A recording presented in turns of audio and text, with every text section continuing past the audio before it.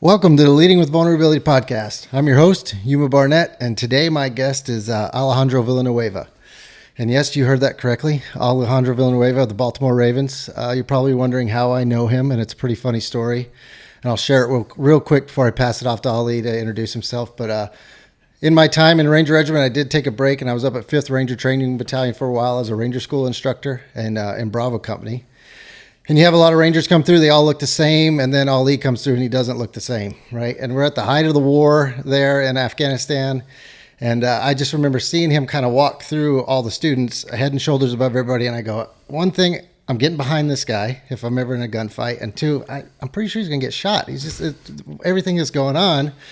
And then he was not your typical Ranger School student. He crushed in Ranger School, no problems. Got him his go, got him out of the mountains. And then I run back into him like most good leaders in the Army that are Ranger qualified. They find their way to the 75th Ranger Regiment, and all he came down to 175. And I served with him briefly as a Company XO and Alpha Company, and kept in touch with him. Like a good Ranger officer, NCOs as he is, and he was willing to do this for me, and he actually starts training camp later this week. So thanks for taking some time. I'll hand it off to you to introduce yourself. Thanks, Yuma. Well, yeah, so I'm Alejandro Villanueva, played for the Baltimore Ravens, and as you said, I served some time in the military with 10th Mount and 175 for the good old years of the Afghan War. Yeah. So what was your time when you came in? What's your story coming in and going up to where you went to West Point? Yeah, so that's interesting. So I guess, to know my background story, you have to sort of know, where I come from. Yeah. And so if you look at a map of Europe and you look at the western side and you look at Spain and you look at the southern tip, right next to Africa, there's a very small province called Cadiz. And this province has been historically incredibly relevant throughout history. So it's one of the oldest cities in the world, oldest city in Europe. It was founded by the Phoenicians some, 1,200 years before the Common Era. And then, most empires have had a significant relevance in the area. So it was the second largest population outside of Rome during the Roman Empire for a brief period of time. Then the British came and fought the Battle of Trafalgar, the famous battle that they named the square after that out in London. The French came and seized the city, back in their heyday. So it's only fitting that the United States, has a presence there, and that is Rota Naval Station. So the United States has a military installation where they run, over the last 30 years of my life or so, they've had, different ships and different assets. Obviously, it was a big pathway to Iraq and Afghanistan, and so that's where I grew up. My dad was in the Spanish Navy. He learned how to fly in Meridian, Mississippi, in Pensacola, and so that's while he was doing all this training, that's where I was born. And then as a kid, I grew up, almost, if you're a veteran. And you've ever been to Manas and you look at the bathrooms and you see everything that's written on the walls and how the troops cycle through and they get ready to go to war. You see C-5s and C-17s landing every hour. That's sort of the environment that I grew up. I had on the Spanish side, I had bullfighters, and they were awesome. That's who everybody kind of praised. And then Marines, coming in, getting their laughs, the last lift. At the gym, going to the PEGs and buying all the dip they could have. And you had some Spanish kids, some locals, I guess, running around. And I was one of those kids. So I was always very curious to see where those C-17s would land, to see, what was all this sort of this synergy and this excitement and this vision that I had of what it was like to be a man. I had this dream come true of serving in the military, and most kids spend hours playing Call of Duty. They watch all the war movies, and so for me it was something that I had to see for myself. And so when I was 17 years old, I had to make a decision whether I was going to stay in Spain and study and become, just another European citizen, trying to figure out how to maneuver on a 40% unemployment, on my region and whatnot. And then I had the option of maybe playing sports or applying to one of the academies. I was a pretty good student. And I went to an American high school for my last 2 years in Belgium. And so I decided to visit the academies, all two of them. So I knew for a fact that I was not going to be a pilot because I was too tall. Right. But I was really interested in becoming a Marine. Marine was my dream. Becoming a Marine and saying goodbye to my parents in Royal Naval Station. That's kind of what I wanted to do in my life.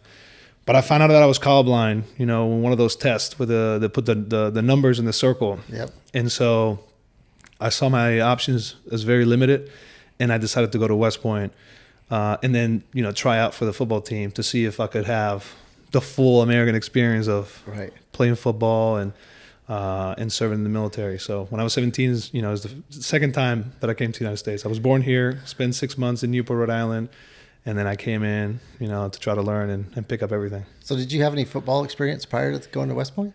Yeah, so I played a little bit of football in high school for the team that we had on post. So I went to Shape, Belgium. That was the name of the high school. Supreme Headquarters, Allied Powers Europe. It's a small school. I think I graduated with maybe 40 kids. Oh, yeah, wow. And we used to play all the teams that were around Germany and around Europe. All the sons of the service members out there. So Friday night you get on a bus and then you would drive through the night, go to Ramstein, and then you sleep at the gym floor of the MWR. And then play the Ramstein Lions or wherever they were on Saturday, and then get on the bus and right back all the way to Belgium. So in your time at West Point, you obviously made the football team there. What was that experience like? The whole experience, like the West Point, playing football in college alone is an experience. Then you got to go to West Point. You have all the academics that are along with it, just the physical fitness standards that go along with that. What was that like for you? So West Point was Army football. I went there in 2006. So imagine the atmosphere of the military in 2006, especially in the Army. Both wars are going on. Iraq, especially, is at the peak of the war. So there's a lot of intensity in all the training and everything that goes on. But for me, it was really cool because it was kind of like fulfilling my destiny. So I knew that I wanted to serve. The military environment was not something new to me. I was very used to seeing everybody in uniform. My dad was in the service and we moved around quite a bit. I never lived outside of a military base. So all those things were very easy to me. Academics, my dad was always really big into academics, so it was not challenging from that standpoint. And then, football-wise was pretty interesting because I never really played sports, and sports was never a priority in my life. Right. Kind of ironic that now I'm a professional football player. That is ironic, yeah. But Army football was like, being in prison a little bit. I've heard that. There's prison rules. The culture there was pretty crazy, and my personality is, I've moved so much in my life that I kind of know the drill. Most people don't move, more than 2-3 times in their lifetime. I think I moved 11 times, up until high school. So when I got to Army football, I saw what was going on in the locker room. I saw the things that people value, and I said, all right, well, let's go. Let's start dancing, And it took me a couple years to pick up, the little things about football, like trying hard during drills and giving all your best. Like, those things were so new to me, and the coaches yelling, I was like, why are they yelling? Why is there so much anger in this sport? But it was really fun. And ultimately it was a very, very special place because we all knew that we were going to go to war. We all knew that Iraq and Afghanistan were, our first duty assignment upon graduation. And so everybody had to sort of make up their minds as to who they were going to be and what type of leader they were going to be, as you were growing throughout West Point. So for me, it was a really interesting experience. Nobody would have ever thought that I would have gone infantry, my first year. Nobody would have ever thought that I would have gone on the Ranger Regiment. But there's a lot of experience that you could have, chosen, and then, towards the end, I fully bought in. I have tremendous respect for the organization that is, Army football and especially West Point. So, interesting years, very fun, I guess. Yeah, right. You could call it fun, but Character building. yeah, for sure. But through a lot of learning, through a lot of mistakes, and through a lot of lessons of what do you do in knucklehead? Yeah, absolutely. So. Yeah, no different than most any other kid about that. For age, sure, right? for sure. So football, then you commissioned infantry. Was that your choice? Was that your first choice? Oh my God, yeah, for sure. It's really interesting when you go to West Point. Everybody can pick their branches. You have the branch night, which is a big deal, and among the cadets, among the obviously the men, because the infantry was only allowed for men at the time. I don't know what the rules are now.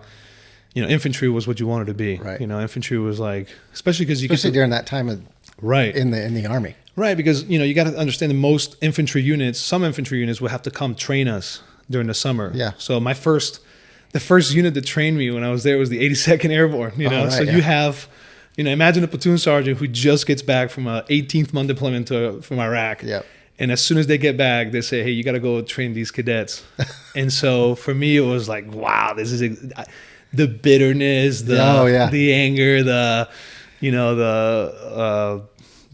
small club. You start seeing the combat patches, the CIBs. You start learning that world of what people value in the military. Yeah. And my eyes were just like, wow, this is it. You know, and so obviously in the cadet world, branch and infantry was, everybody wants to branch infantry. Everybody wants to be at the tip of the spear. Yep. For 4 years, you could just get told, Rangers lead the way the whole time. It's a airborne culture. That all that, especially during the 2006 to 2010 years was pretty ingrained in everyone's minds, because you got to understand that all these officers, they get out of combat, they go to West Point, and there's that sort of pecking order of who's the boss of who and how do you carry yourself around, especially in the NCO world as well. So everything that had to do with the infantry, everything that had to do with Ranger, everything that had to do with all the challenges, I was all about it. And so I branched infantry, branched detail engineers, because I also wanted to make sure that I would have a plan B after my first assignment in the infantry, thinking that if the infantry thing will go very well, that I'll probably just, try to stay in the infantry. Yeah. But I really didn't have a plan beyond the first 5 years of serving as a platoon leader. Platoon leader is like the dream job. Yep. Don't mess it up. That's the job. Everybody's telling you you're going to get your whole platoon killed the whole time, and that's, absolutely. Yeah. And that's the sort of the challenge. So I branched infantry, and then after that, it was just, full go. Yeah. I waived my leave time. I looked at the PAX chart. I looked at the first unit that was going to go and where, and it was 10th Mountain going to Kandahar, and I said, yeah, let's sign me up. Let's go. Yeah. So that 10th Mountain was your first assignment. 10th Mountain, which unit? 287. And then how long were you there before you headed overseas to Kandahar? So no time at all. So this is really interesting. So in the West Point world, if you want to go the route, you say you want to go infantry, you want to be, you want to be the guy. Then you have to figure out, if you're going to be the guy, because deployments are happening, and they had that big rotation. I mean, I don't know what it's like in the Army now for a lieutenant who's graduating and he's saying, I don't know what I'm going to be doing. Yep. But back in the day, you could have some predictability, and there was a lot of channels of information of who's deploying where, and you could look at PAX charts, and you could hear from the rumors of higher ups saying, hey, this is the unit that's going here or there.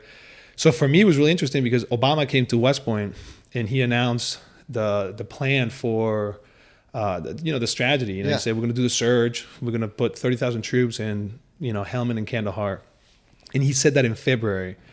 So I got my branch right around the same time, and then I selected Fort Drum based on a tip that a classmate gave me, that his dad, who was a general, told him that 3rd Brigade, 10th Mountain Division was supposed to go to Iraq, is now going to Kandahar as part of the surge.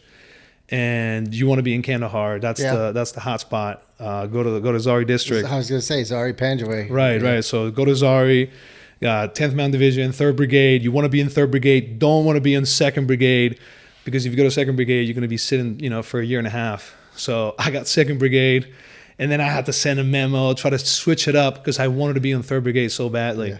And then finally, I got my orders to go to 3rd Brigade.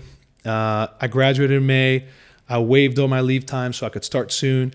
And then I said to myself, okay, they're leaving in March, and this is June when I start my BOLIC. I have to finish BOLIC. Yep. I have to go to Ranger School, and I cannot fail. I cannot recycle. Then my plan was to fail the push-ups at airborne school, so I could be one of the first lieutenants to get there, and then I could get a platoon, because I knew that the platoons were drying up, and obviously you hear all the rumors and you want to be there as soon as possible. So I went to Ranger School.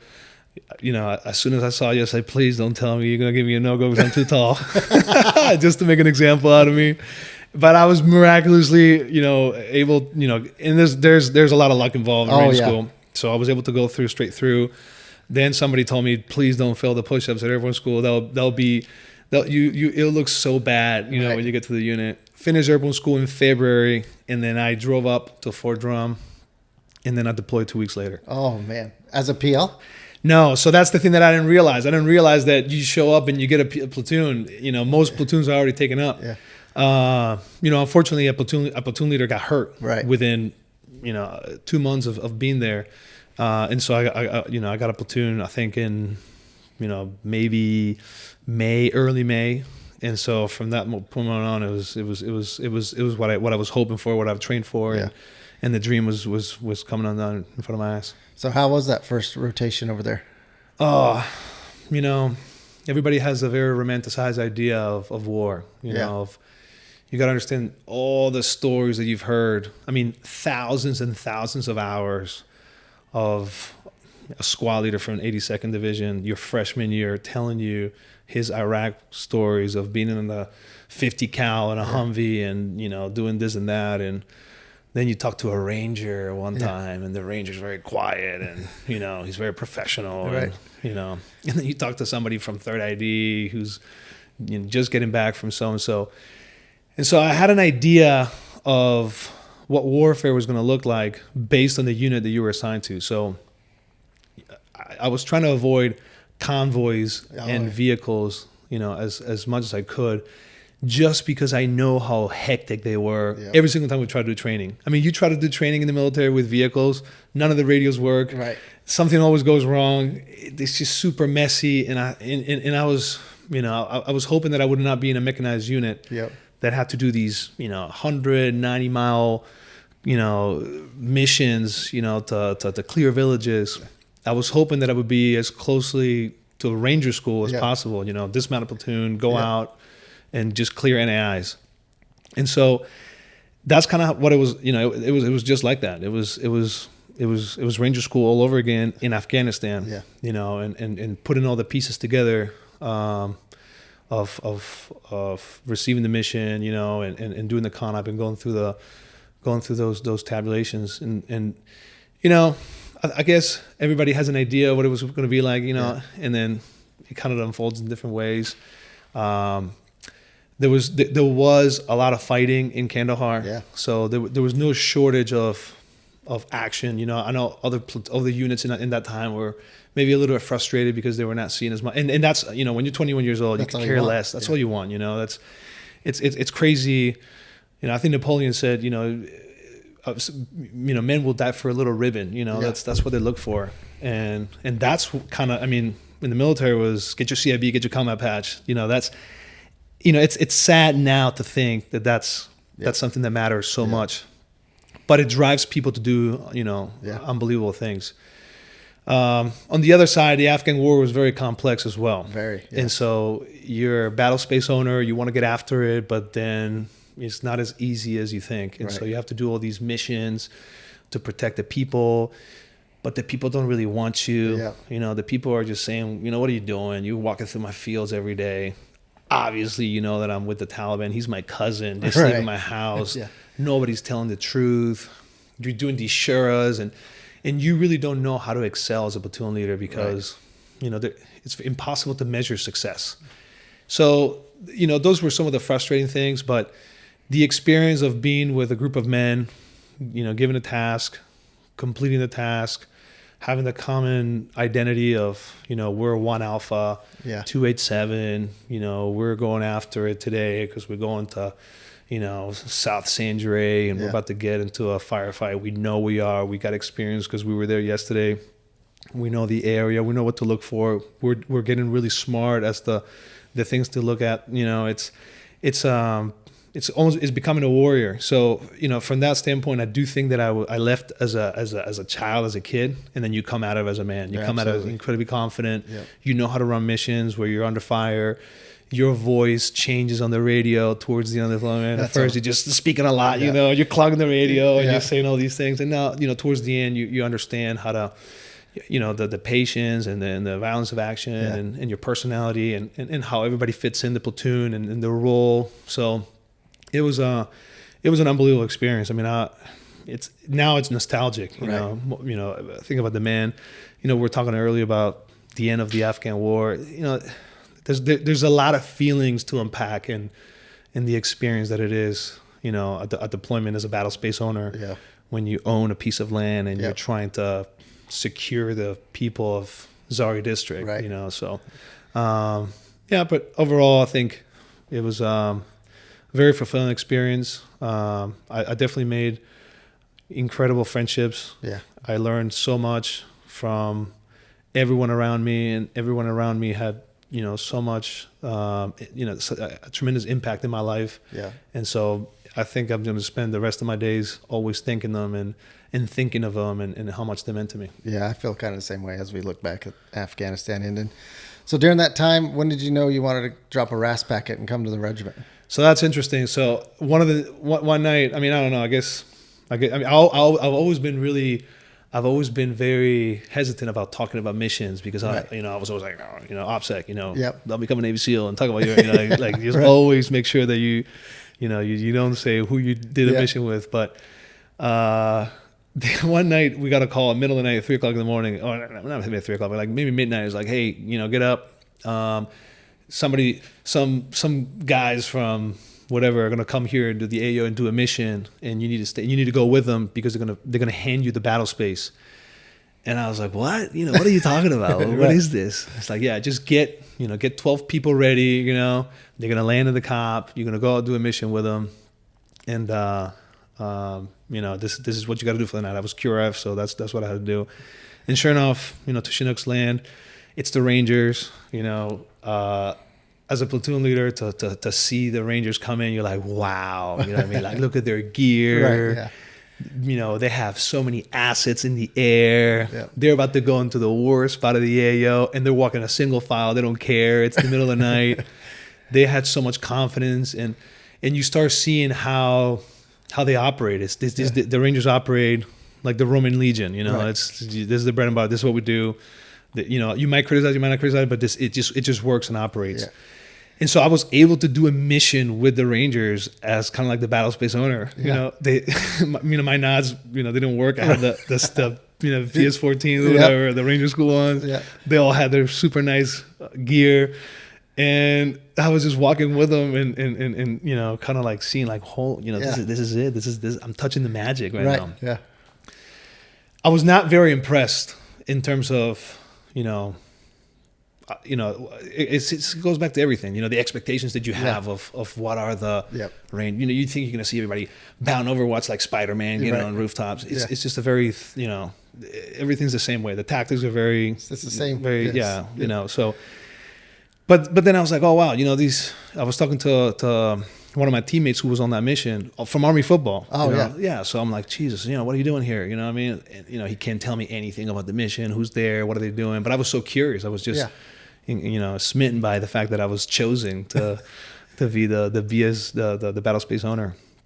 And then when I got back from Afghanistan, I would have to say that a lot of emotional stuff, went in, and, the first time you come back from a 12-month deployment. That's a long time. It's tough. It's tough. You lose men in the deployment. Yeah. A lot of your men get hurt, and it's a very tough existential crisis that you go through when you get back. You know, what is it that I'm doing right now? Right. I mean, I remember getting back to Fort Drum, and you have to do. I mean, you got to go back into the big army, so you have to do your. I had to do my vehicle inspections. Oh, right? yeah. So my company commander, you know, and in the state of New York, you have to have a sticker for your inspection. So I went to get my inspection, you know, from a random garage, and the guy's like, yeah, your the female receptor of your seatbelt is broken. You have to change it. I cannot pass you the inspection, so I can't drive. So I went to the Ford dealership. I'm sorry I said Ford. I went to the dealership. And I try to get it fixed. I say, hey, listen, the female receptor of this truck is broken. Can you please help me fix it? And it's like, yeah, sure, bud, sit down. 15 minutes later, the comments go, yeah, it's going to be about $450. We're going to have to change the whole system. And I was thinking, like, damn, $450. And I just happened to walk across the street to a random, you know, garage. And I said, hey, you know, how much would you charge me to change the female? I said, oh, it's $20. You know, here's one right here. Oh, jeez. And I just lost my mind, Yeah, you know. yeah. And so I have a very tough time controlling my emotions. I didn't have 4 squad leaders, you know, looking at me saying, "Sir, you know, Yeah, back up. yeah, back up. This is not the time." So I was saying, you know, I had a really bad experience. They called the cops. You know, Oh, yeah. I was very, very frustrated. I mean, I was the owner of a village. You know, Right. I was everything. I had so much authority, so much responsibility, so much purpose. Yeah. And now I get back and somebody's trying to charge me $450. I mean, that right there, just, I don't know why. Maybe all the frustration just went out in 10 seconds and it exploded. And then I said, man, the only solution for me is to go back. I need to go back to Afghanistan. And so I had 2 options. You can either become a Green Beret, which is 18 months. Yep. And then you just got to go train people, which I saw them do it. Or you can just become a Ranger and then you can just get on that rotation, you know. And so I didn't know if I had what it takes to become a Ranger, because it is a very exclusive community, I would say, and there's a mold of what they look for, and I don't know if I was, you know, good enough to serve in regiment, but you know, I applied through the process, I got in shape, and then it worked out. And then as soon as I got back from Afghanistan, I think I got back in June, and then in November I was back in Afghanistan. I hope everybody enjoyed the first of 2 episodes with Alejandro Villanueva. In our episode number 2, Ollie's going to talk about his time in the 75th Ranger Regiment and how he transitioned from the 75th into the NFL. It's a great story. It's a story that doesn't matter if you're going into the NFL or just transitioning out of service. There's definitely some lessons to be learned there, and I hope you guys all tune in for that episode. And I know this is unique. You don't usually see us at the end of an episode or hear us at the end of an episode, but we wanted to come on here and tell you a few things about the podcast. And Kate's gonna jump in and talk a little bit about it. We have some really good episodes coming up, and we are hoping that you guys tune in in the following weeks. But you're looking at the production team right now. We do this, and right now it's a passion project. We hope to grow it to be something bigger, to share these stories that we think are important. And we do this in our spare time, late at night, when it's quiet. And it's going to take a little more than that to get these episodes out. We started a Patreon, and Yuma will tell you guys a little bit about it. So for those of you who are unfamiliar with Patreon, Patreon is a website where you can go and support content creators of all from any type of venue or platform. In our case, obviously, we're supporting the Leading with Vulnerability podcast. You can go on to our website and find the Patreon link, or go straight to Patreon.com and click or look for Leading with Vulnerability and find our Patreon. And to become a Patreon, you get some unique benefits with it. Mm-hmm. You get some swag. We have some swag that we can send out. You get on the email list, and hopefully in the future we'll have enough people that would be interested in kind of a meetup, a meet and greet. We can, plan something like going to coffee or having a barbecue, something like that. But just looking at the people who support us, looking at them in the face and meeting these people that kind of support us, that's something that we think would be really important and really great. So, Yeah, so if you can go on there and support us, what makes this podcast unique and this video podcast unique is I'm not doing the virtual podcast, the virtual interviews. I either go to the person who's going to be interviewed or they come to me. So for Ali, for example, Kate and I actually went to Miami and interviewed him, and another close friend of mine who used to be in the regiment and went to Northwestern Law School. So that's what makes it unique. We go to them because I just think there's so much better conversation when you're sitting in the same room with somebody and you can look them in the eye and have these deep and meaningful, vulnerable conversations. And like I said, that's not... this is not income generating. We're doing all this out of our own pocket. So this is me. This is us being vulnerable and asking for your help if you can give it. And if you can't, fully understand. We're going to keep trucking along and keep doing it. It's really important and helps out the channel a lot. If you're watching us on YouTube, if you go on there and leave a comment or like it or subscribe. And if you're on the podcast platforms, if you can go on there and leave a review, it'll also help out the channel on both mediums a lot. And we really appreciate it. I know we've had an impact, and if I can help just one person, I don't care if service member or spouse or a non-service member, have a better life, this will all be worth it with or without your support. But I won't turn it down, and we greatly appreciate it. Mm-hmm. And if you're looking for the podcast itself or the Patreon to get more information about that, you can go to our website, leadingwithvulnerability.net. And I think you're going to share it in this video too. Yeah, you'll see the video. I put the links to the website and the Patreon on there. And again, thanks for everybody who's listening and giving all the feedback. It's greatly appreciated. And we'll look forward to you guys listening in on the next episode. Thanks. Thanks. Bye.